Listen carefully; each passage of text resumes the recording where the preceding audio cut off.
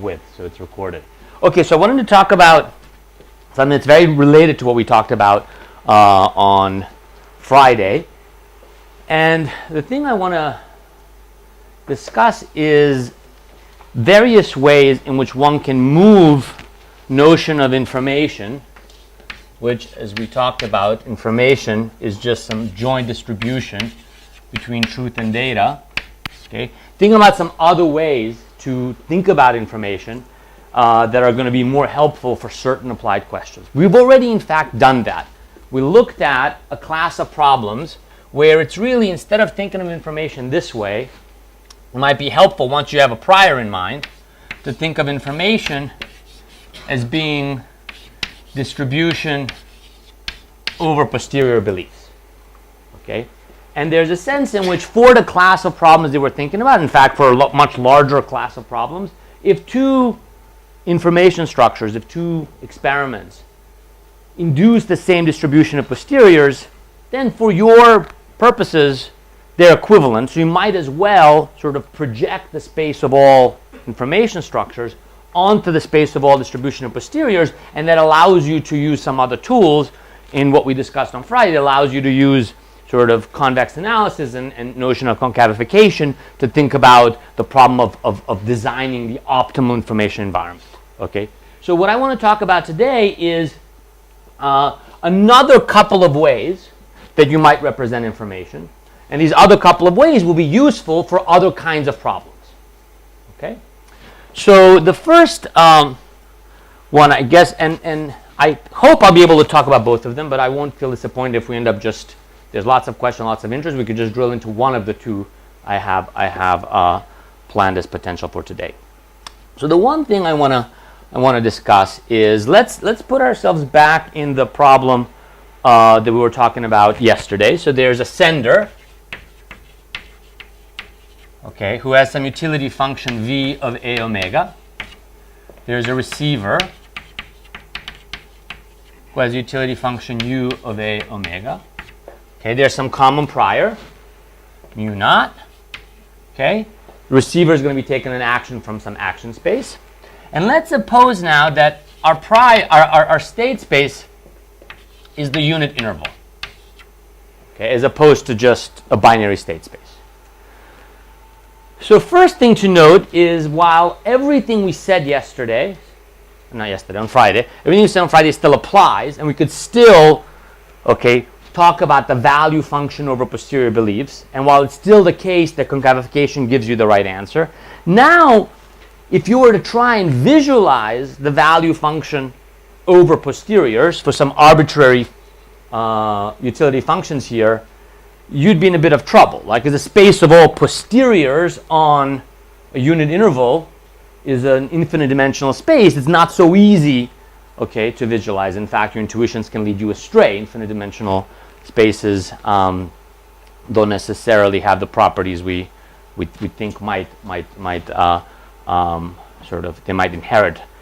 But suppose that these preferences are simple in the following way.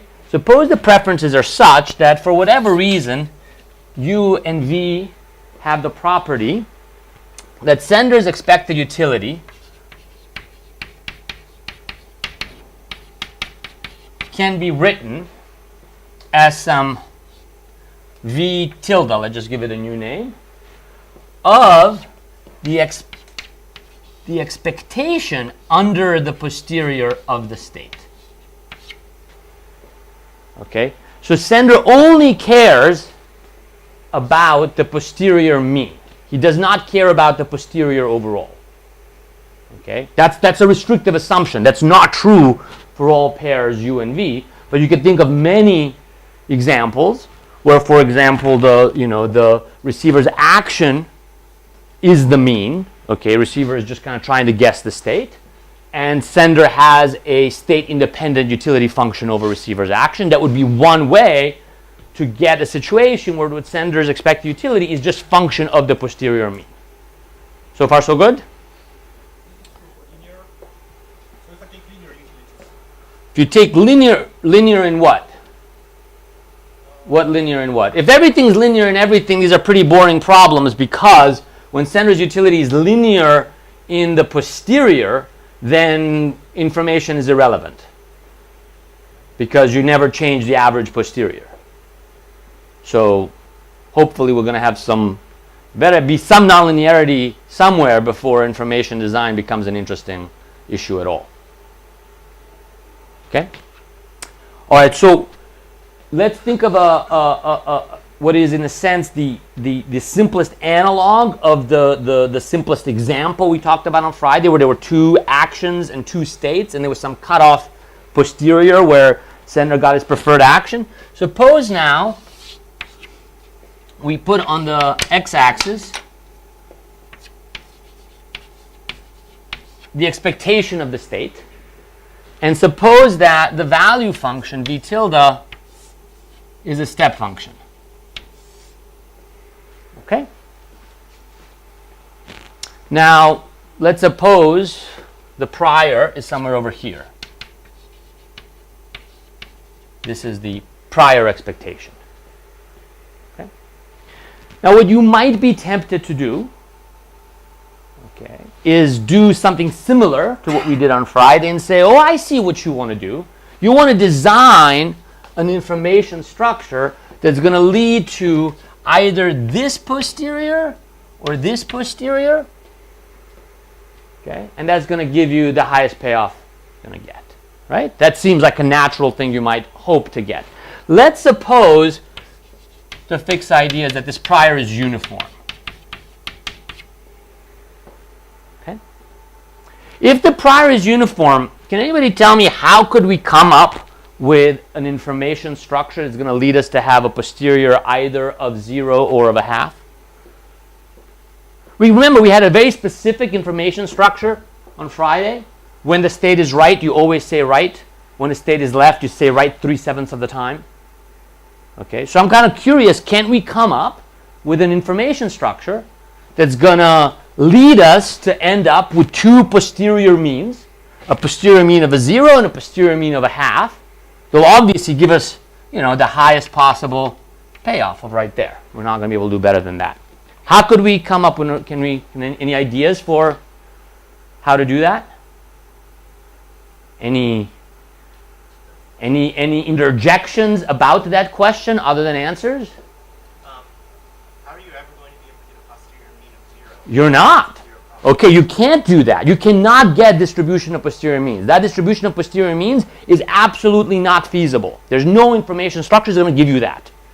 Okay? It's true that for every distribution of posteriors that equals the prior on average, there's a signal structure that induces it, but it's not true that for every distribution of posterior means that equals the prior mean in expectation, there's an information structure that induces. That just isn't true.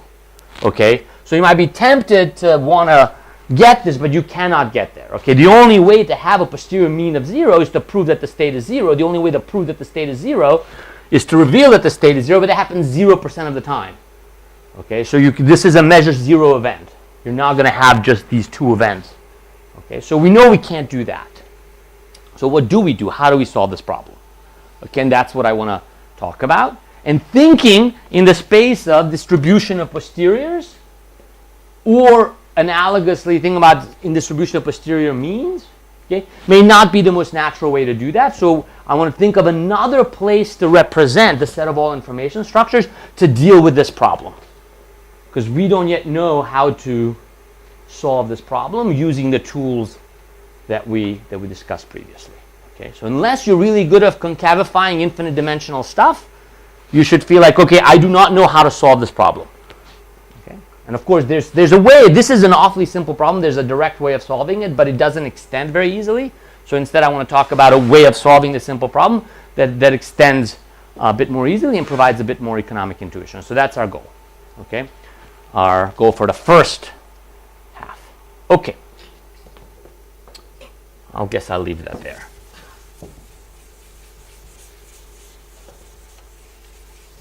So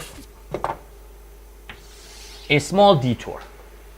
Okay, suppose I have, well, actually, let me just see to what extent I need to talk about this so everybody knows it. Okay, is everybody familiar with a partial order on random variables called second order stochastic dominance. If you're not familiar with it and want me to talk about it a little bit, raise your hand.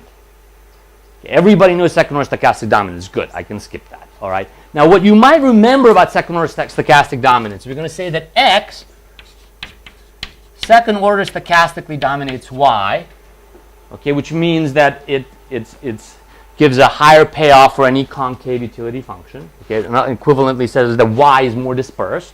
Okay, this is true if and only if, okay, the integral from, I've used X and Y now, I don't know what I'm going to call things, 0 to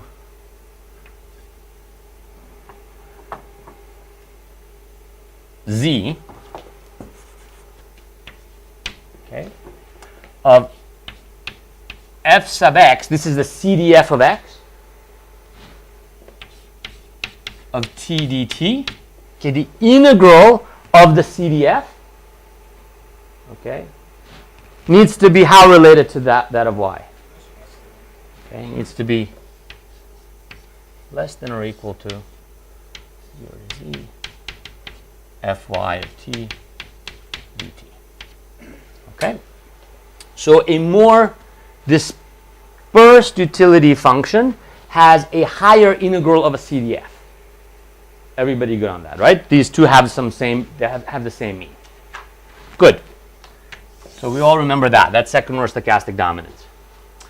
Now suppose that I have a distribution, suppose I have two experiments, pi x and pi y. And suppose that pi x is, actually I'm going to switch. Suppose that pi y is Blackwell more informative than pi x. Okay, everybody know the Blackwell order, right? One information structure is Blackwell better than another if any decision maker would prefer to observe the realization of experiment y over the realization of experiment x. Everybody familiar with that? Everybody knows what I mean by this Blackwell order? All right. So we already talked about there's some distribution of posteriors tau y that associates with pi y, and there's got to be some distribution of posteriors tau x that is associated with pi x.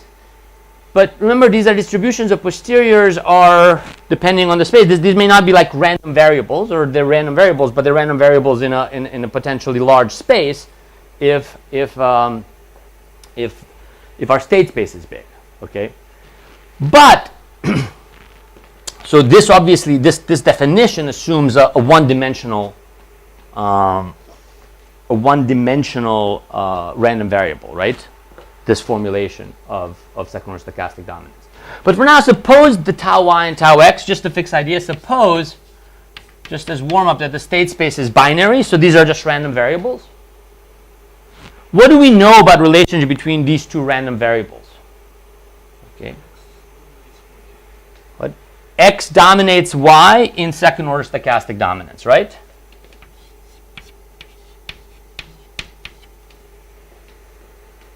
X must be less dispersed than y as a distribution of posteriors if y provides more information.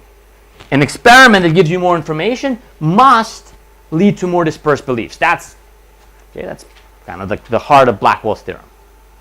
Everybody on board? Yeah? Now, let's get rid of the idea. Let's put this in parentheses. And let's get rid of the idea that we are in a binary state space. Let's now think that we have a unit interval state space. And let's think about there being a CDF, call it GY, of posterior means when we see experiment pi y. Okay, GY is the CDF of posterior means when the experiment is pi y. And GX is the CDF of posterior means when the experiment is pi x. Okay? Now, one thing about means is that they're a linear function of the belief, right? Mean of a distribution is a linear function of a distribution. That means if you take a more dispersed distribution and you ask, well, how is its mean dispersed? So if tau y is more dispersed than tau x, do you think that the means of tau y are going to be more dispersed than the means of tau x? Yes, but I'm not sensing a lot of confidence. Excuse me? Everyone expects another trick. Another trick, okay, no tricks, okay?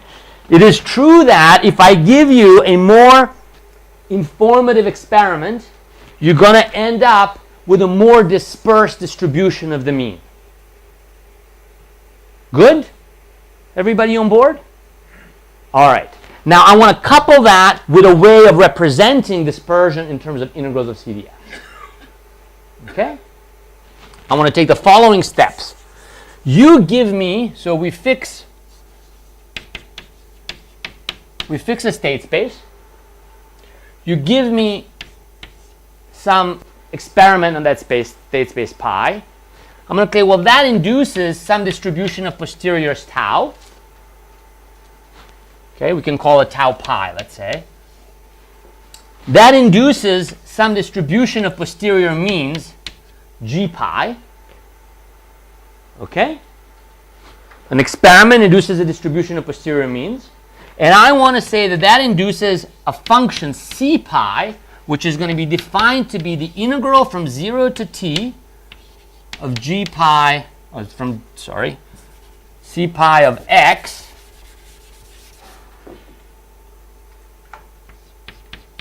will be defined to be the integral from 0 to x of g pi of t dt. So we've gone from an experiment to a distribution of posteriors to a distribution of posterior means, which has some CDF, to the integral of that CDF, which is some function c. Okay? So we can, as we'll see, we can think of, when we're interested in posterior means, we'll be able to think of information as functions, which are the integrals of the CDF of the posterior mean induced by information. Okay, so let me draw some pictures related to this. I was going to draw them on the board and realize that's maybe too much over optimism about my draftsmanship. So I decided to pick up some slides that have the right pictures. Here we go. All right. Everybody see that? Right? Is that visible, or do we need to take a minute to put it in the center? Everybody's good? Okay. So if you think about a complete, let's say we start with a uniform prior on the unit interval, okay? Then if there is, I guess I can do my own bad drawing here, and then you have like the properly rendered version on the sides. Okay, so if you have no information at all, what is the and you start with the uniform prior, what's the distribution of the posterior means? Okay, it's always exactly 1/2. Okay, I'm giving you no information, so your posterior equals the prior mean is 1/2, your posterior mean is 1/2, your posterior mean is always exactly 1/2. What does that distribution look like? Its CDF is a step function. Okay, that's the CDF of the distribution of posterior means when you have no information. Okay, what does the integral of the CDF look like? This is our g pi. This is g pi lower bar, no information. What does the integral look like? Well, it's 0 to start with, and then has a slope of 1. It's this function. So an experiment becomes a function. Good? Let's try another experiment. What about if you give me, instead of no information, you tell me everything? You fully reveal the state. Okay? Well, if you fully reveal the state, what will be, let me first draw it here and then we'll put the pretty pictures up so that there's development. Okay? So what is the distribution of my posterior going to be? What are the posteriors going to look like? Posteriors are going to be degenerate at the true state because I'm fully revealing the state. So what is the posterior means? What is their distribution going to look like? They'll be distributed just like the state, which is uniform. Okay, so we know that this is our distribution of posterior means when I give you full information. And that has its own integral, which is quadratic. So far, so good. And here's the picture of that, drawn with a bit more precision. Oh, notice also in this picture, I'm collecting all the examples we go through. So the red line, that was no information, and the blue line is full information. Okay? Let's do one more example. Okay, one more example could be a signal that's a partition. So I'm just going to tell you the state is low, meaning less than a half, or the state is high, meaning more than a half. Okay? I'm just going to tell you which of these two intervals the state belongs to. Okay? What values can the posterior means now take if I give you this signal? 1/4 and 3/4. Okay, it's going to be either 1/4 or 3/4. I want to tell you the state is low. You're like, oh, it's low. That just means it's below half. Oh, my best guess, because it's uniform. Okay, so truncated uniform is uniform. My best guess of the posterior is 1/4. If I tell you the state is high, posterior means 3/4. And these are by symmetry equally likely. Okay, so we have, let me not draw it again on the whiteboard. We have a distribution of posterior means that's 1/4 with probably a half, 3/4 with probably a half, and here is the CDF of that. Okay, it's never less than a quarter. It's there's a probability half. It's at least a quarter, and then there's a probability a 1 that it's at least 3/4. So we can take the integral of that CDF and we get the green line. So red line was no information, green line was some information, blue line is full information. And notice that as we go from no information to some information to full information, C got bigger. Okay? The blue line is above the green line, which is above the red line. Is that a coincidence? That is not a coincidence. That is exactly the content of this comparison. If you give me a more informative experiment, it's going to have a more dispersed distribution of posteriors, and thus the most dispersed distribution of posterior means, and therefore the integral of its CDF will be higher. When you give me more information, you end up higher in the space. Okay? So far, so good. Now, what I want to discuss is the following. Now we know that if you give me any experiment, this is no information. This is full information. Now I know if you give me any experiment and I draw the convex function, obviously these functions have to be convex. They're integral of a CDF. CDF is increasing. Integral of something increasing is convex. If you give me a convex function that if you give me an experiment and we look at a convex function that represents that experiment, in other words, if you give me a convex function that represents some experiments, we know it has to be some convex function inside this, I don't know, Nike swoosh. Yeah? So we know that any experiment leads to a convex function inside here. I want to conjecture something more, which is going to be quite relevant for us. Remember when we talked about how not only does every experiment give you a distribution of posteriors, but any distribution of posteriors, obviously that's equal to the mean on average, in fact is induced by some experiment. Not only do experiments lead to distribution of posteriors, every distribution of posteriors can be induced by some experiment. What would be the analog of a result like that in this space? It would be that if you give me any convex function that's inside the sandwich, I can find an experiment that induces it. Okay? And that turns out to be true. Okay. Why do we know that they all meet at the same point? Good. All right. So I can answer that, or someone else want to answer that? How do we know? Why do we know that they meet at the same point? Yeah. What? Bayes rule.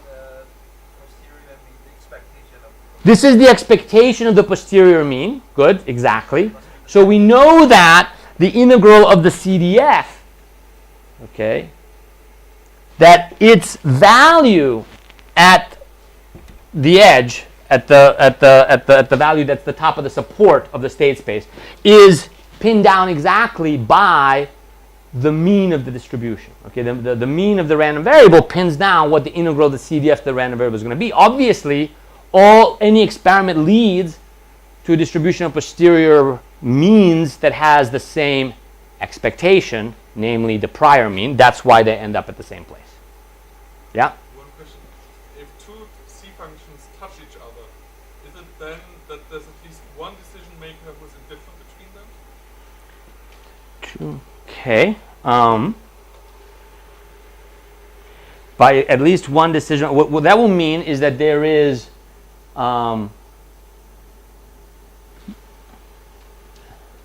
well, I'm not quite sure what that means, because there's always one decision maker that's indifferent across all of these, because his optimal action is independent of the state.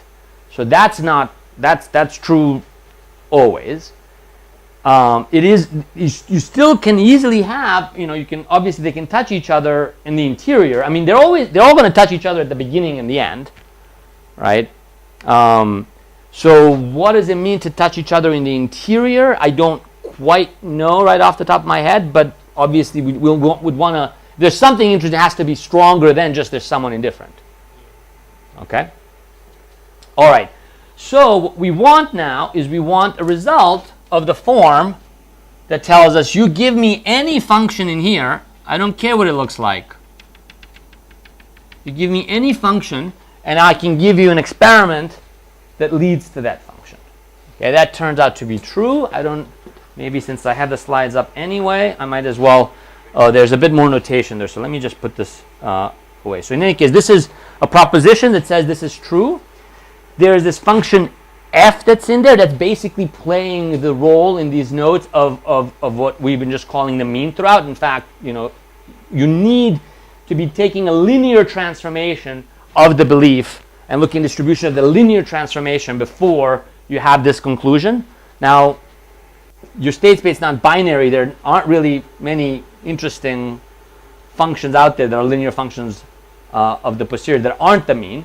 But what this proposition says is just a formal statement of the claim, which there's no need for you to look at it because it draws in some notation we don't have, that you give me any function in here, and I'll be able to come up with an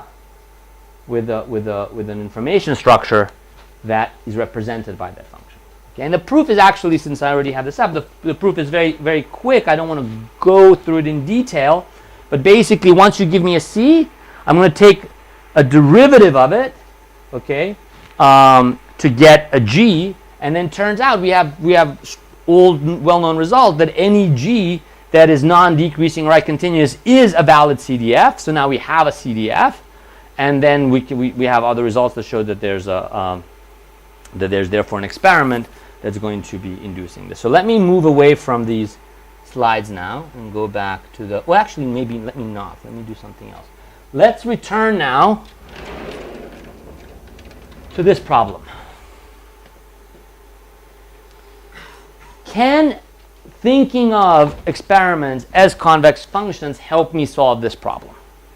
It's not obviously immediately that it would, but it's going to turn out that not only can we represent, because there was an important step when we're thinking about usefulness of this equivalence, is when we thought about this is sort of vague notation, when we talk about the value of some experiment, okay, we could represent it as expectation under tau of some value function of a belief. Right? Remember that? So it was important that we be able to represent the sort of the utility of an experiment, the payoff from an experiment, as some function of tau. So we need something else now too. We need to be able to kind of say, okay, how do you tell me the expected utility of a C? Because without that, this is not necessarily that helpful. Great, this is all the convex function we can reduce, so what? For this to be helpful for problems like this, we need to be able to do something like look at a convex function and say that's the one you want if that's the problem you're maximizing. Good? So I want to talk through that. All right. So let me, actually I'll do that through these slides right here. Okay, so the first thing I want to talk about is a simple, this example right here. Okay. So what I want to argue is, let's say this is, since this is the prior mean, this is going to be obviously off scale, this is equal to 1/2. This is our prior mean. We start with a uniform distribution. And let's say we got to get above some gamma 1. Gamma 1 is the posterior mean, such that when the posterior mean gets above gamma 1, we get a high payoff. That's the problem. Okay? So, first thing to note, does anybody tell me where is gamma 1 on this picture? First, where's 1/2 in this picture? If the prior is uniform. The kink is 1/2. Okay? And then gamma 1 is somewhere to the right of that. Everybody see that? Right? Remember, no information, we had 0 probability of being below 1/2, and then probability 1 of being 1/2. So it's at 1/2 that we get the kink. So if we're trying to get the posterior mean above gamma 1, which is something above the prior mean, we know to draw the gamma 1 over here. Okay. What we're trying to maximize is the probability that the posterior mean lands on this side of the board. Get to the right of gamma 1. How can I tell how often that happens in this space, in the space of this convex function? Okay.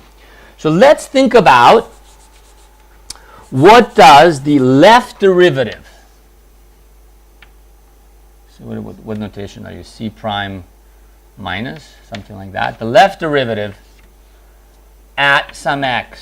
Okay, the left derivative at x. What is that equal to in terms of the distribution of posterior means? Yeah?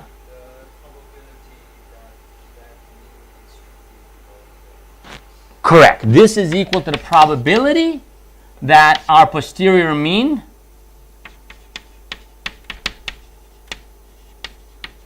is strictly below x. That's what the left derivative of c at x is. Just from its definition as the integral of the CDF. Good? Now, do I want this to be high or low? The easier question. Okay, I want this to be really low at gamma. So if we think about gamma 1, okay, this is basically when I don't get what I want. The left derivative being high at gamma 1 is bad for me. It means that posterior means are below gamma 1 and I get my 0 payoff. I want the posterior mean to be above gamma 1. Okay? So I want to make the left derivative at gamma 1 as small as possible. Okay? If I get too greedy, let me go now to these slides. Okay? First thing to note, which is not explained in the slide, is if I wanted to be as small as possible, I probably wanted to cross over here. To cross gamma 1. If I tried, suppose it crosses right here. Suppose it crosses gamma 1 here. What is its slope going to be? It's going to be exactly just the slope of this function. It doesn't have anywhere to go to become less steep. I wanted to be as flat as possible, so I kind of wanted to dip down as possible, give myself room to make it flat. Good? So I know my optimal C function is going to cross at this point right there. Okay? I don't know if this shows on that. It doesn't. Okay? Everybody still on board? Now, if I try to make it too flat, like I really want it to be flat, because the flatter it is, the higher my payoff is. Suppose I greedily start to draw my C function like that. Will I be able to come up with a C function that is convex and remains within the swoosh? No, I'll have to, because I start out so flat, I'll have to take a left turn so as not to get above full information. That left turn violates the convexity of the function. So I got to get out of here and back to the bottom without any left turns. I'm trying to leave this point as flat as possible to get here without taking left turns. And it's pretty self-evident that the way to do that is to be tangent. Turns out this orange function we just drew there is, in fact, the function induced by the optimal information structure. Yeah? Does it matter? It seems, I could be mistaken, but it seems there's other ways you could get that same point, right? Could you sort of track that? The only freedom you have is in the bottom left corner, where you can fill that in any which way you want. And that you can fill in any which way you want. And now once we filled in the bottom left corner, that is the set of all optimal convex functions. Or convex function induced by all optimal signals. That's exactly right. So none of them are going to change the payoff, right? Excuse me? None of them are going to change the payoff. Correct, exactly. Well, since they're all optimal, they better not give different payoffs. Yeah, I agree. All right. So that's... Now, it turns out this problem, there are other ways to solve, but I still think this is a helpful intuition for deriving the optimum, and it's going to turn out there's some other problems that you could solve using this methodology that I think they're harder to solve directly, and again, I think provide more geometric intuition for what's happening. But what I'm really trying to, so I'm about halfway through, so let me actually not spend too much more time on this. What I'm really trying to advertise more than anything else overall is the benefit that we have of kind of moving the space in which we think about what information is. Okay? Information is the joint distribution between truth and data, but in some applications it's good to think of a distribution of posterior beliefs. Some other applications it's good to think of information as a convex function. Let me give you another example of where I found useful to think about information as a convex function. And this is going to seem like a complete detour. Any questions before I move out of this problem?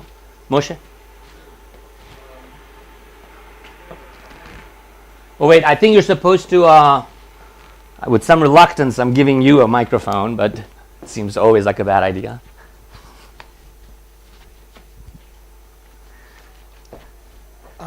So you did a lot of work to deal with this one special case where the state space is 0, 1, and where I have a particular utility function where I just care about the means of your belief.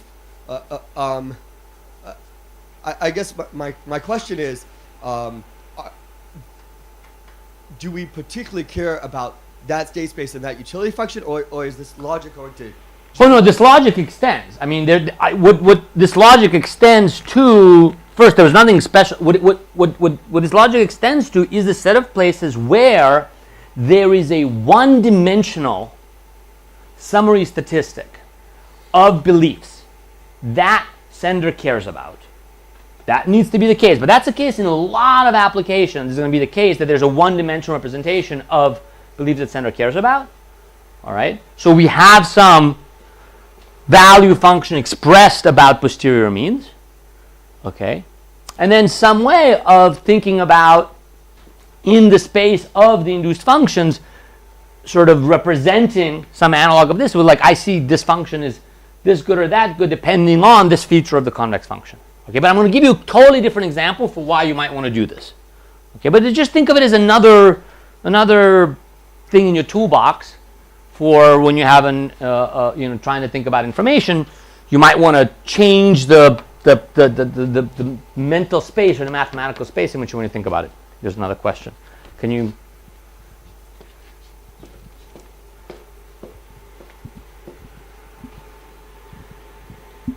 You mentioned that this works when there's a one-dimensional sufficient statistic. Does that have to be a linear statistic, though, in order for this? It has to be a linear.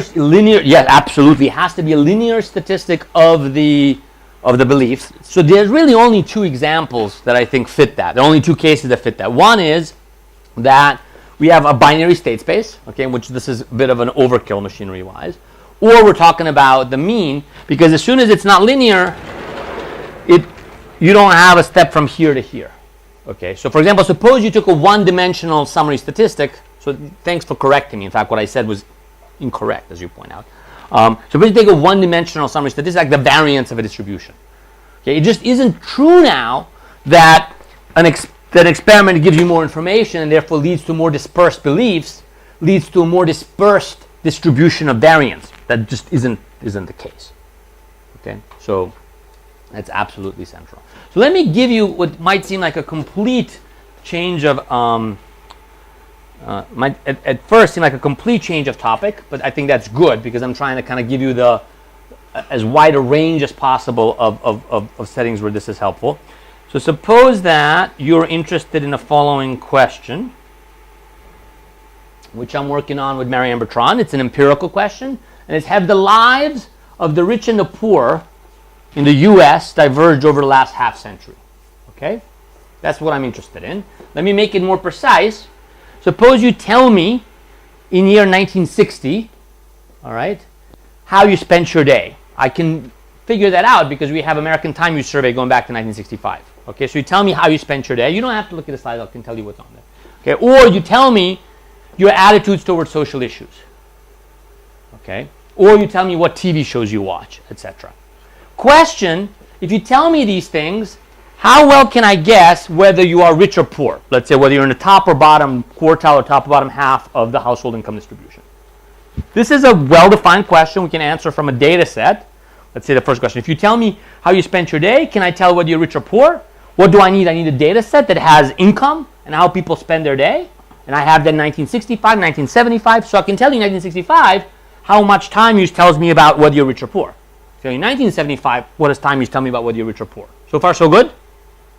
So we've been working on this project, and one of the things that we discover, for example, is this is not relevant for this lecture, but it seems sensible to tell you, is that there has been no change in the ability to tell income through time use over the last 50 years.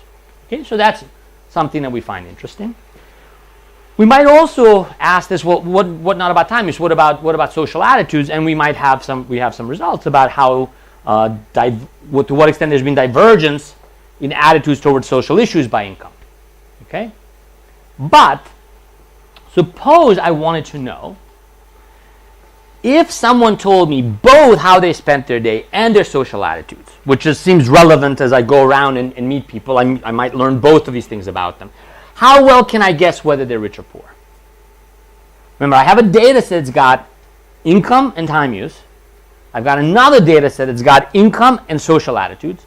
Can I, from those two data sets, tell you, can I conclude how much do time use and attitudes jointly tell me about income? Can that be answered from these two data sets? Views one way or another. I have income and time use. I have income and attitudes. There are two different data sets collected by different agencies. Okay? Can I now know that if I knew someone's time use and attitudes, what their how well one could, if they knew that, how well they could guess income?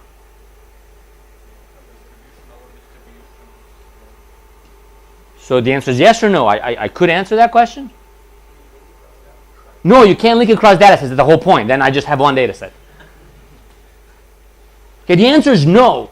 Okay, because I do not know the joint distribution of the three variables. I do not know the joint distribution of income, time use, and attitudes. And I need to know the joint distribution of truth and data, right? I need to know the joint distribution of truth and data to be able to figure out informational content. The data here, okay, I don't know what S1s go to S2s. I don't know what time use data go with attitudes data. So I cannot tell you directly. Okay? So I cannot give you a precise answer. But it turns out I can tell you some things. And it turns out there's a very, very sharp lower bound on the informativeness. Suppose an RA runs into my office on Monday and says, we found this data set. It's sort of lost in the archives. It's got both income and attitudes and time use. So before you tell me what it is, I first want to guess what is the least informative it could be. And I can know that before opening the data set. Okay? What is the least informative it could be? All right? And I tell them, well, obviously, it's got to be at least as informative if I just had time use, and it's got to be at least as informative as if I had just attitudes. So it's got to be as informative as either of those data sets on their own. Okay? And that's a sharp lower bound. And here's what that looks like in practice. Okay, here's in 2014 how much time use tells you about income, the green line. This is the integral of the posterior that you are rich, the integral of the posterior that you're rich, the distribution of that posterior from data on time use. So the first thing I like about this is I've drawn the informational content of a data set as a line. We don't tend to do that. I find that kind of neat. Okay? So the green line here is how much time use tells you about income.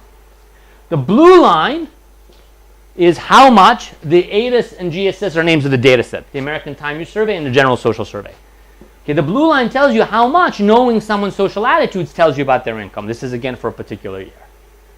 Right, so we can kind of visualize the informational content of these different data sets, and then the only thing we can really say with any sharpness is not so interesting here, is that any joint distribution's got to be at least as informative as both of them, so it's got to be this upper envelope.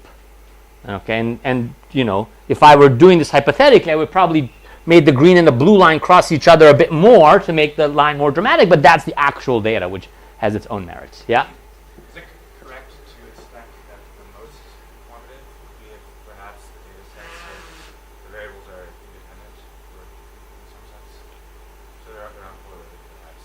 Well, no, you have to be careful because most informative that's not quite right. They're going to be complementarities. There can be codes. That's certainly not the case. In fact, you can often have, it's easy to construct two data sets.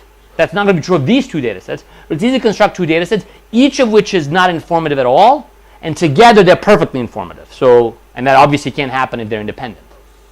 Sounds like the least informative should be independent, right? So if you can't get more information. Independent of what? We have to be careful about what's independent of what. So what I'm saying. Yeah, right? Because it is not. It's. Keep in mind, we have one joint distribution here, but what we know is the distribution between omega and S1. We see distribution between omega and S2, and we're asking what's the distribution of omega across S1, S2 consistent with those margins will give the least information. There isn't some trivial way of just saying, well, just consider independent distributions. You cannot necessarily have S1 and S2 be independent of each other. I don't know. But when you consider, like, so we have two data sets, and you want to combine them, so it's like the same Frechet class with the fixed marginals, and you think, okay, what's the least informative distribution over there? Shouldn't it be the product? It would be perfect correlation. It would be perfect correlation, not independent. But they cannot necessarily be perfectly correlated if they're differentially informative.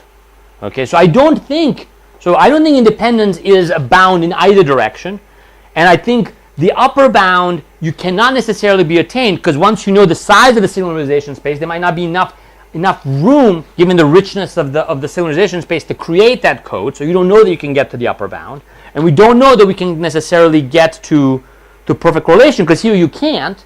Perfect correlation would mean that they're equally informative, and they're not equally informative. So it's not quite as straightforward as that. But I don't want to spend any more time. Let me not spend more time on on convex functions unless there's some burning questions. Otherwise, I want to take a little bit of time to talk about one other thing on this list. Okay. All right. One other thing on this list. It's going to turn out it's sometimes helpful to think of information. Okay. And this is going to be the case when there are multiple sources of information as a partition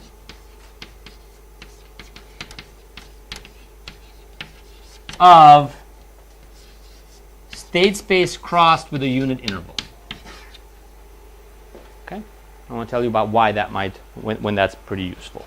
Okay, so let me give myself some space.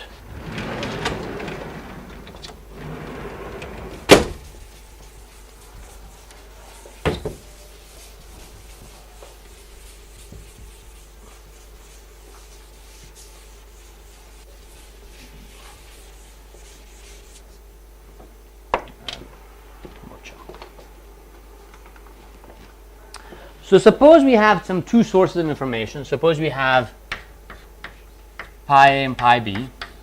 We can either think of there's a single person and they see these two, observe these two experiments, or for some other application, we might think of these being as two people. Okay, there's Anne and this is what she saw, and there's Bob and this is what he saw.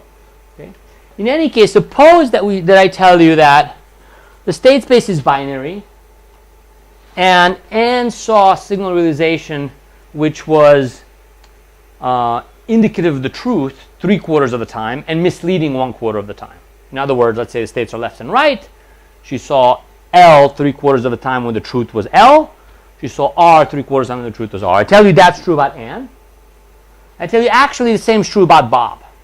Bob also saw L 3/4 of the time when the truth is L, and so R 3/4 of the time when the truth was R. Suppose I then ask you, I've already learned from Anne what she thinks. How much is it worth to me to learn what Bob thinks?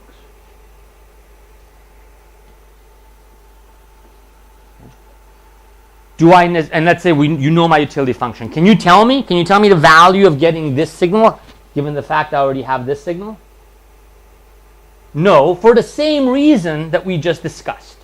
I don't know just from having told you this, from having told you the informational content of this, informational content of that. I haven't told you what the joint informational content is, and in particular how it compares with having just one. Because I need to know the joint distribution of the signal realizations of both signals conditional in the state. Everybody on board? This is just like our discussion of the two data sets a moment ago. So I want to find some way to compactly, this is just a notational issue, okay, compactly encode such correlations. And my claim is that there's a very helpful way of doing it by thinking of signals, individual signals, as partitions of the state space crossed with a unit interval. It's just a notational system. In fact, it was developed in this unpublished paper by Green and Stokey, the working paper version from 1978. It's still on Jerry Green's website. It's, I think, a really beautiful, beautiful construction, but hasn't been used, and I'm in some of my work with Matthew Jensko, we've been reviving it because we find it a very, very helpful notational system. So I want to talk about how you do this. Okay, it's going to be partition of the state space crossed with a unit interval. Suppose we have just two states.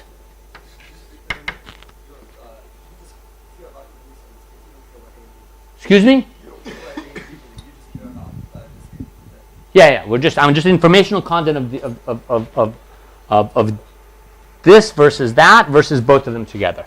So let's fix ideas. Let's make the state just L and R. Okay. So let me come up with some potential examples of what pi A and pi B might look like. Okay. So here's one example. We have a unit interval here. Unit interval here. Okay. So pi A is going to be some partition of L and R. And pi B is going to be some partition, of L. Pi A is going to be some partition of this space, and pi B is going to be some partition of this space. Right? Note that these two lines are the state space crossed with a unit interval. And these two lines are the state space crossed with a unit interval. Yeah? So remember we had that example where and gets the correct signal 3/4 of the time.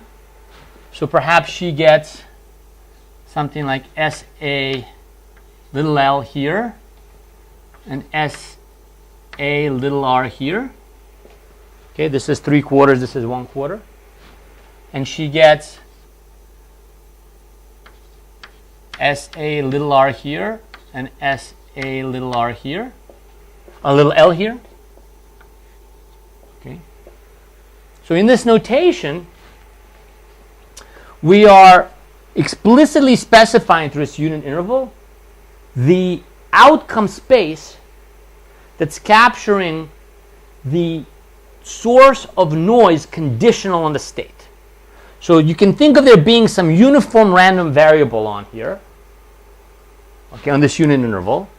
And then if the state is L and that uniform random variable lands between 0 and 3/4, we give this signal.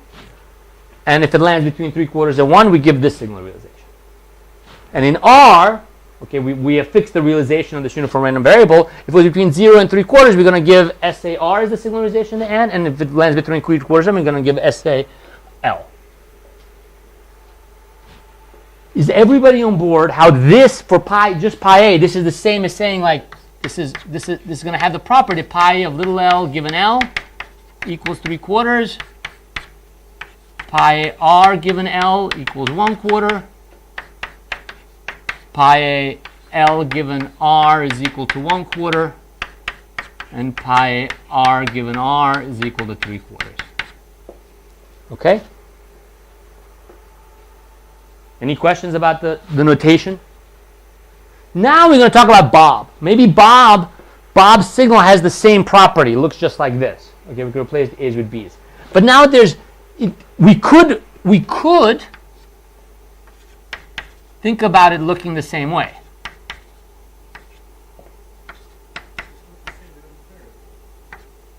It is, by definition. I'm imagining that there is some draw of this x.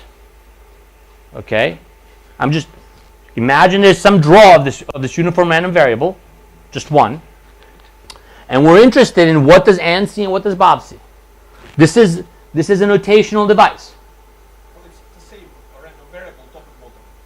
Yes. Yes. In the following sense. In this notation, okay, it's going to mean that if N sees SAL, that means the state was L and we were here, or the state was R and we were here. That's what it means. So in this notation, we've specified the joint distribution of signal realizations conditional on the state. We know that if Ann saw this, it must be that Bob saw this. The notation clear? In this world, how much would you pay to learn Bob's information given that you know Ann's information? Nothing. Gives you no extra information. They're perfectly correlated signal realizations. They're perfectly correlated signal realizations. Okay? Of course, it could have gone different. We could have given Bob other signals, so to speak, other experiments.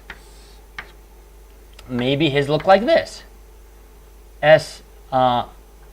LB, SRB, this is now 1/4, okay, and SLB, SRB. You notice now there is additional informational content from learning, from observing pi b, even once you've seen pi a. Okay, in fact, you can go compute exactly what it is and how much would you pay for it and so on. Okay. The other thing that this notational system gives you, it gives you a way of, it puts a lattice structure on the space of signals, so we can unambiguously talk about what does it mean to see the joint of pi a and pi b. Okay. This joint can come from, I'm going to go very quickly through this, so if it's not perfectly clear, I apologize. I just don't want to dwell on it too much. If we put a refinement order on the space of partitions, so one partition is finer than another, right? If every one of its elements is a subset of a partition of another. Okay, so the way you get a finer partition, you start with a given partition and you just carve it up a little bit further. So that refinement order, okay, gives rise to a lattice on a space of all partitions. Okay, we can talk about the smallest. The smallest upper bound of pi a and pi b, and that turns out to be exactly equivalent to the information you would have if you observed both of these. Okay, what would that look like here? Well, here, if I observe both of them, all right, I might see this signal, which means I've learned that Anne saw this and Bob saw that. That's something. Okay, that's this. That's first and first. This is SLR. That's what I see here. Bob saw L. Sorry, Anne saw L and Bob saw R. I might end up over here, in which case they both saw L.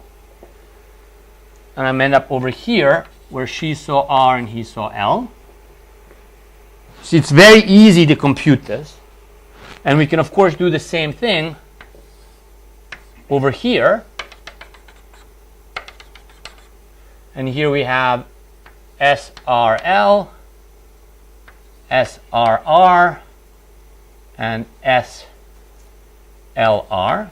And notice that if you wanted to say move to a distribution of posteriors, it's very easy now to figure out, okay, so here there were two posteriors that Anne would have. Like 3/4 and 1/4. Two posteriors that Bob would have. Okay, and now we can look at exactly, you know, there's these four posteriors, or four, they might end up landing on top of each other. There's four signal realizations that we get here. But notice, for example, based on this, if you see SLR, okay, if you see SLR from this joint signal, how much did you learn about the state? Nothing, okay? It's likelihood here and its likelihood are the same. If you see SRL, how much did you learn about the state? Nothing. And if you see SLL or SRR, how much did you learn? Everything. So in fact, the distribution of posteriors that you get from the join, okay, so Anne's distribution of posteriors lands either here or here. Bob's distribution of posteriors lands here or here. The joint distribution of posteriors, the distribution of posteriors that you get from seeing both signals actually sometimes gives you a worse outcome, sometimes teaches you nothing at all, and sometimes teaches you everything. Okay, so it's not true that sort of ex post you necessarily end up with less uncertainty from seeing more signals, obviously, because they can cancel each other out. Okay. But is it clear, or do I need to say more about it before I start talking about some applications, as to what this notation of thinking of signals or experiments as partitions of states cross unit interval is, and how it allows us to talk about the joint content of multiple experiments? Okay. Yes? But you're using partitions here to tell the underlying state of the world is omega. Yes, the underlying state of the world is omega. I'm using this cross product to, there's in a sense an auxiliary states which are not of primary interest. They're not in utility functions. They're not part of the decision maker's problem. There's some auxiliary states that are responsible for the randomness in what we observe conditional on the payoff relevant states. But what I'm missing is where are the payoff relevant states in this vision? L and R. Those are the two payoff relevant states. The payoff relevant states are L and R. Okay, and then this is the unit interval. That's the space of realizations of the payoff irrelevant state. Okay, so we're trying to suppose. I mean, it could be that I have. So now, suppose that my problem is just I have a prior, some prior, and I have to guess L or R, and I could figure out what's my willingness to pay for this, what's my willingness to pay for that, we could easily just read it off this graph. Okay. Questions? All right. So one of the main reasons that we've used this machinery is to think about games where multiple providers of information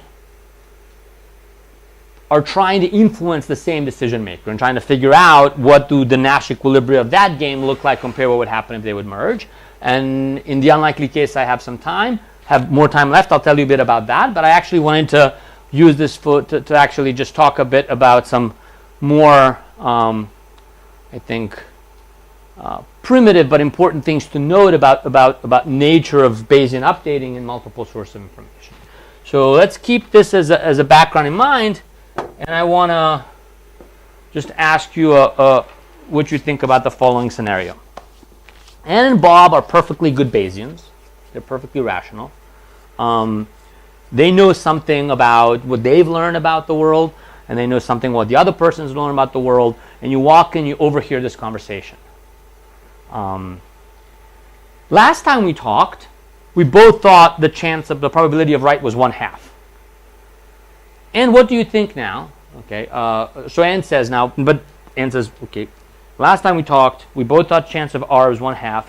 However, I've learned things in the meantime, and now I think the chance that the state is right is no longer 1/2. What I think now is I think the chance that the state is right is 0.9. I've moved from 1/2 to 0.9. And Bob says, funny you should say that. I was just about to say the same thing. And he says, oh, you were about to say the same thing? I think the probability of R is 0. You hear them say this.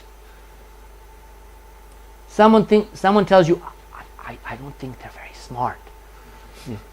Do you agree with this person on the side? Or do you think Ann and Bob might be perfectly fine? She says, I've learned something. I've moved my belief from 0.5 to 0.9. Bob says, I was just about to say that. And she says, I'm sure the state is out. But Bob didn't update on Ann's point 9. He said, I was just about to say that when she said it. So that's important. That's what I was just about to say. Correct. He's reporting what he would have said had he gone first. So it's marginal. Could that happen? You can have something like that over here for sort of the cases where My claim is we can, in fact, let's come up with an information structure that gives us this exactly. Okay, my claim is we can do that. We shouldn't think that they're irrational. And we can, moreover, not just make some abstract claim that they're irrational. And of course, you could do this algebraically, but I think it's really helpful to visualize how this can happen.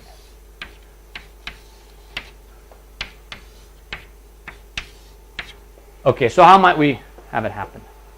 Well, basically what you want is an event where when Bob becomes convinced that the probability is 0.9 of the outcome, you can narrow down on this interval that it must be some outcome that Ann can infer was one that could only have generated, could only have happened to the statements it out. Yes, so we want something where we want to construct a signal realization for Ann, a signal realization for Bob, so that if we just look at that, we're going to think 0.9 if we look at it for Ann. If we think 0.9 if we look at it for Bob. But if we look at both of them, we think 0. Yes. Okay. So there's many ways to do that, right? We could, for example, put something like this, which is, let's say that here, this has a width of 0.01. Okay. And let's say this has a width of 0.01. Okay. This is some signal realization. Let's call it SAR.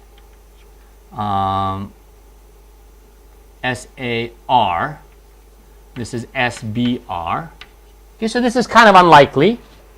Okay, this is unlikely to happen. It happens with just 1% of time in state L. It's more likely to happen in state R. So in fact, suppose in state R, it happens 9 times as often. It's 0.09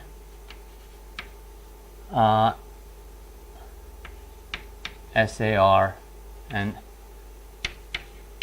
0.09 SAR. And we could easily cook it up so that we need to, of course, carve up other things in some way, and we can carve it up in some random way. They're not going to lead exactly to 0.9. Okay, so suppose that this is what the two experiments look like.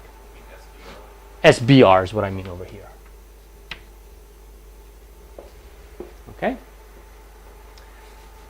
So now we have some random x.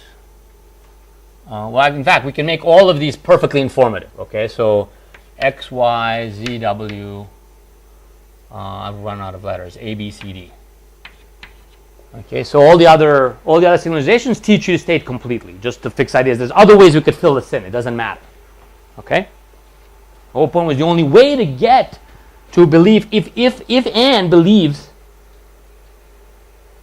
that there is a 90% chance of R, there's only way that could have happened, right? Which is she saw SAR. So we know if Anne reports a 90% posterior that the state was here or here. Good? If Bob reports a 90% posterior, we know that the state was either here or here.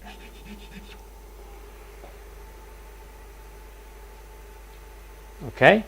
So this is a simple example that gives us that would rationalize exactly the conversation we just talked about. If we just know what Anne's thought, which is 90%, there's no reason for me to doubt it. I know this happened, and just like Anne, I'm going to update in the same way and say, okay, you think 90%, I think 90%. If I only hear from Bob, and he says 90%, I think, okay, one of these two things happened. I don't know which one, but I'm going to update the same way Bob, and I'm going to say 90%. But if they both tell me they think there's a 90% chance of R, I'm like, the only time both of you think there's a 90% chance of R is here. Okay, when the state is R, you never have the same opinion. Okay? Of course, unless you've learned the state or something. You never have an interior belief. And therefore, we've perfectly rationalized it. Okay? Okay. Questions about that?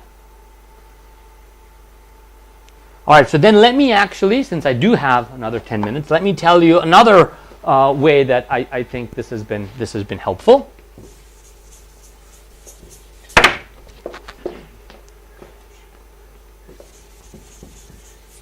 It turns out that writing signals this way allows you to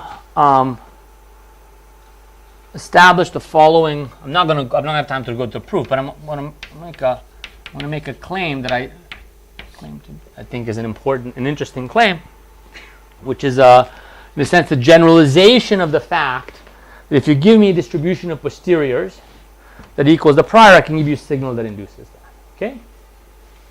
Now the thing I want to remind you, I guess, before I write the claim, I want to remind you of some notation from Friday, which is we have this map, okay, which maps, okay, it goes from delta omega cross S to delta delta omega. Okay, we talked about the distribution of posteriors induced by an information structure. Right? Remember, we wrote things like tau equals, tau is the distribution of posterior induced by an experiment. Everybody remember this? Okay, so this is just, you give me an experiment, we get a distribution of posteriors. Okay. Now, note that we still have this operator with us. Okay, so if we define signals as partitions of omega cross 0, 1, you can tell me, you give me some pi a like the one we wrote earlier, we could talk about what's the distribution of posteriors induced by that. Yes? You could also talk about the distribution of posteriors induced by you would get if you saw both signals. In fact, we explicitly computed it for one of the examples. So you can give me a bunch of signals and we can talk about what their joint informational content is. And when there's a lot of them, when there's, say, we're going to have like n people, I'll also be using notations like the join overall i's of pi i's. Okay, this is informational content of all of these signals. We're all good on notation? Okay. Okay, so we're going to fix some n. This is the, we're going to think of this as n sources of information. Okay?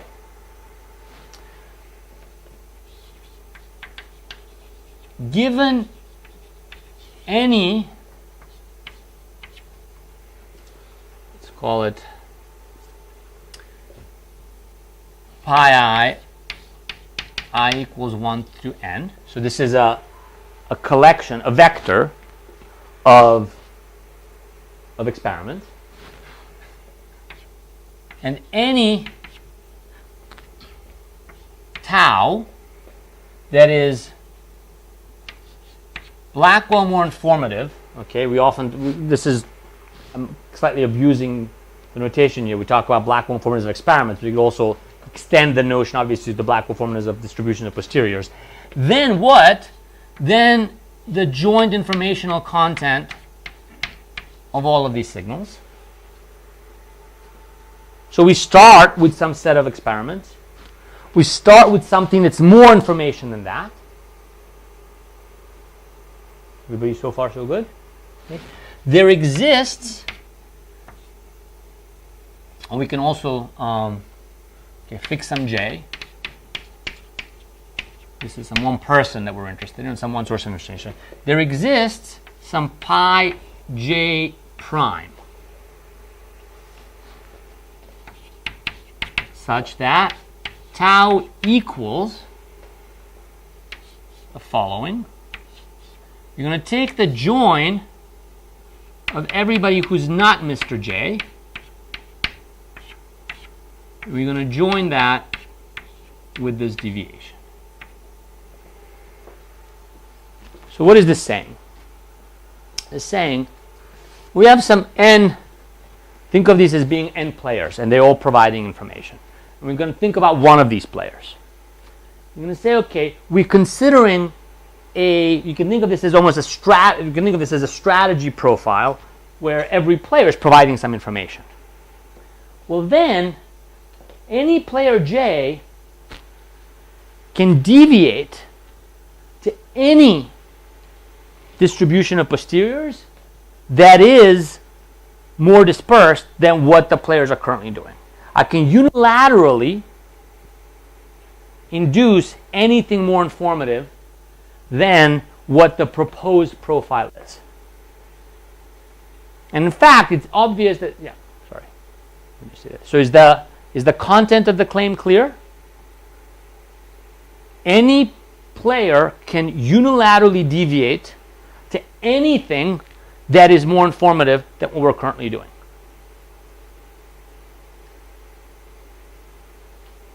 Does this depend on everyone using the same auxiliary state space? Well, the auxiliary space was a notational device. Well, but it says that I know how to correlate my signal with other signals. What this is saying is so another way to say that is these are pure, we took a pure strategy profile. Right? There's a sense in which what you choose, again, in this notation, what did you choose? We have as given this omega cross 0, 1. You just choose a partition of it. That's your choice. That's your strategy space. You choose some partition of it. Any partition you'd like. But we have fixed omega cross 0, 1. We have fixed that. It seems like that corresponds to an extra assumption that, say, if you and I are choosing the experiments, I know exactly how you're going to randomize. Just like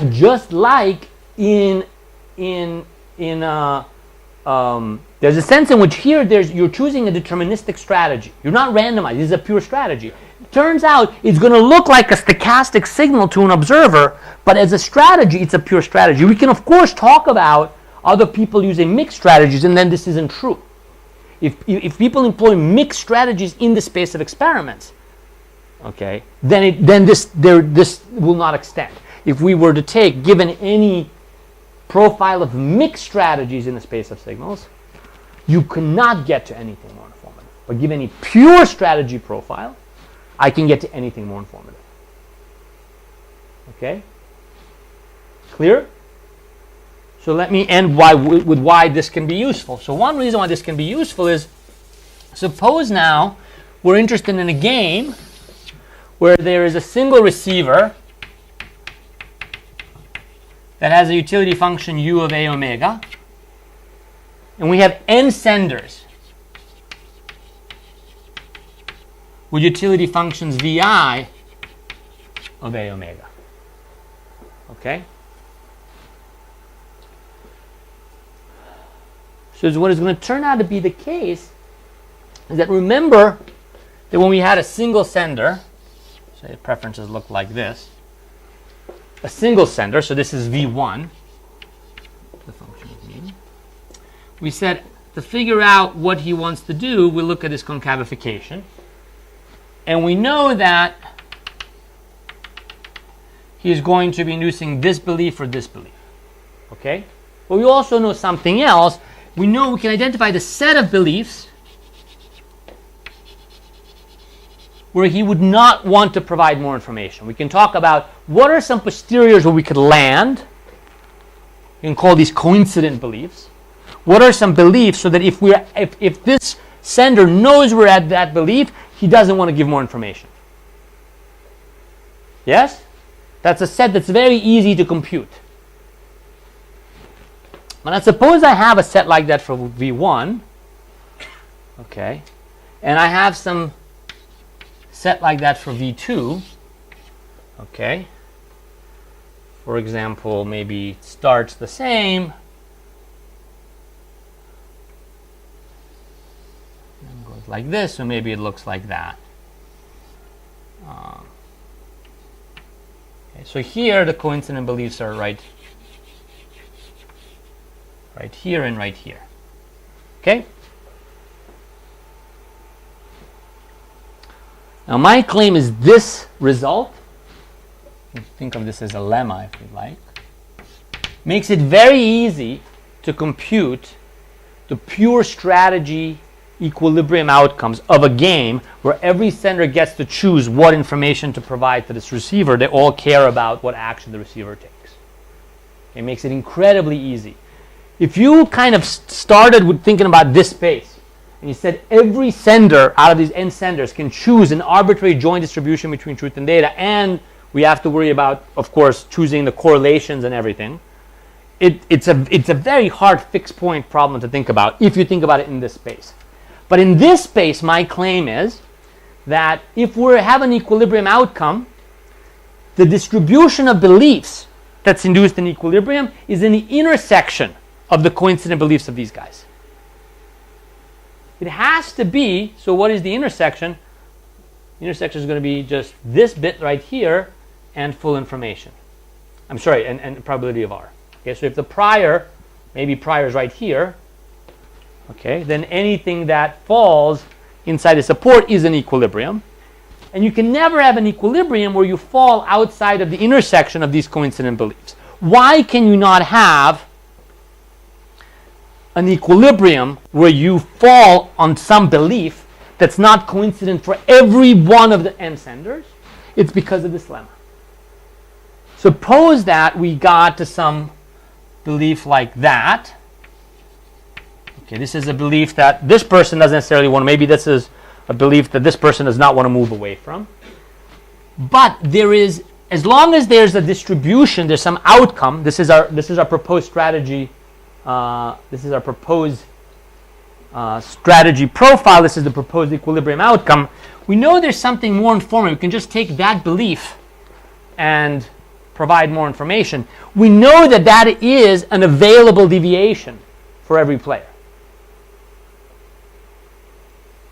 And therefore, we know that in equilibrium, every single player has to be saying ex post, seeing what the posterior is, I don't want to give any more information. Okay? So we've gone from solving what at first glance might seem like a very hard fixed point problem into just drawing pictures and then taking intersections of sets where things coincide. Okay? And one way to get that, of course, is what you need for this, you need this lemma, and what's at the back of the proof of this lemma is thinking about information as partitions of omega cross 0, 1. Okay. Basically out of time, so I should stop, but I'm happy to answer questions I don't know how strict we are on time, so I don't know if I should allow for questions or put everything to coffee. I didn't quite understand Okay. your statements about pure strategy equilibria. So there's some mapping in terms of pure strategy equilibria. Good. So far, Strategy equilibria will look map yeah. So let me discuss that briefly. So here for this lemma, this was stated in the absence of any game.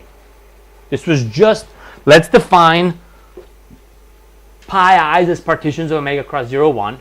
Let's define the join operator, which is, sorry, the join operator, and then the map from any vector to distribution of posteriors. Then this lemma holds. Okay, this lemma is simply true. Now, so that's just a mathematical statement. Now suppose that we define a new mapping that's going to map signals into distribution of posteriors, but it actually is going to map distributions over partitions of omega cross 0, 1 into delta delta omega. This is again going to be a well-defined mapping. If you randomize over signals that you take, there's still going to be some distribution of posteriors down the line. Okay, and let's call elements of this, let's use something like pi tildes to talk about elements of this distribution over partitions. You can think of these as mixed strategies. Yes? So you might have a conjecture.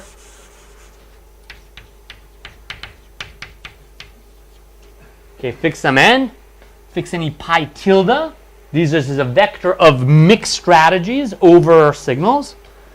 And any, take something that's more informative than what we're currently doing. There exists some mixed strategy available to me so I can get to the more informative thing.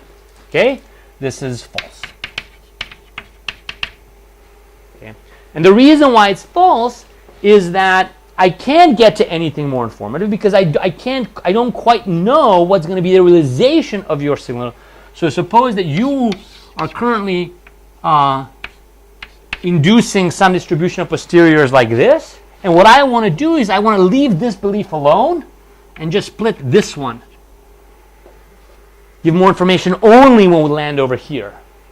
I can do that when we have pure strategies and this definition of what it means to be a pure strategy, which is that I understand the source of noise in your signalization given a state.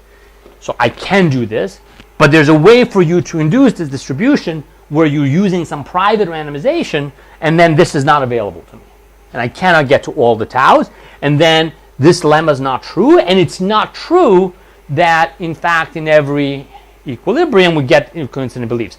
And this has important consequences for the industrial organization of persuasion, because when everybody's using pure strategies, when we have a lemma like this, then it's always the case that a Nash equilibrium, for any preferences that you might have, a Nash equilibrium of a game like this cannot be Blackwell less informative than what these people would do if they were to merge and maximize the sum of their payoffs. Whereas when you don't have a lemma like this, you can construct an example where competition, Nash equilibrium, gives strictly more information than what the players would do if they were to merge. Sorry, gives strictly less information what the players would do when they were to merge, right? Where competition, in fact, reduces the amount of information. That can happen if and only if a lemma like this fails. Yeah. Can we understand the mixed strategy interpretation as changing the space we're taking partition into omega across one interval across another interval? Absolutely. They're just absolutely. You could. So that's probably why the answer you gave to Ben was satisfying. That's probably why you explained the in the mixed strategy way, and that explains. Yeah. Exactly. You can think of this as some kind of a correlation device, and then there's also a pure randomization device. And the whole point is you can use the correlation device available to other players to do your own randomization, or you can do some private thing that people can correlate with, and which one you're using is going to depend on whether you're going to have this lemma or not. Okay?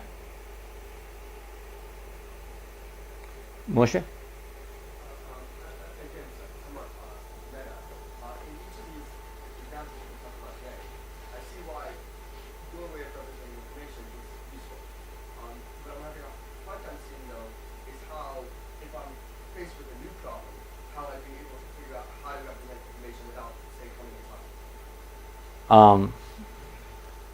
I think that's more of a coffee break kind of question than that's something for everybody. Yeah.